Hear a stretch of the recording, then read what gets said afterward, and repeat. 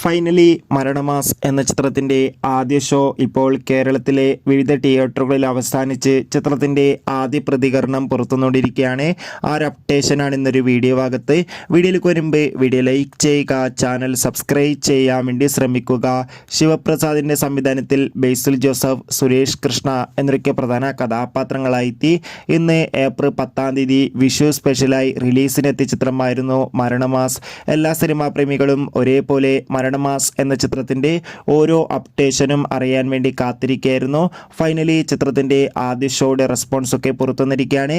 ചിത്രത്തിൻ്റെ ആദ്യ ഷോ കഴിയുമ്പോൾ തന്നെ ചിത്രത്തിന് മികച്ചൊരു പോസിറ്റീവ് റെസ്പോൺസാണ് സ്വന്തമാക്കാൻ വേണ്ടി സാധിച്ചിട്ടുള്ളത്.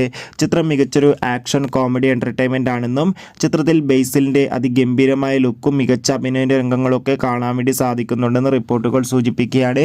എന്തായാലും മരണമാസ് എന്ന ചിത്രത്തിൻ്റെ കൂടുതൽ റെസ്പോൺസിനായി നമുക്ക് കാത്തിരിക്കാം. ബൈ.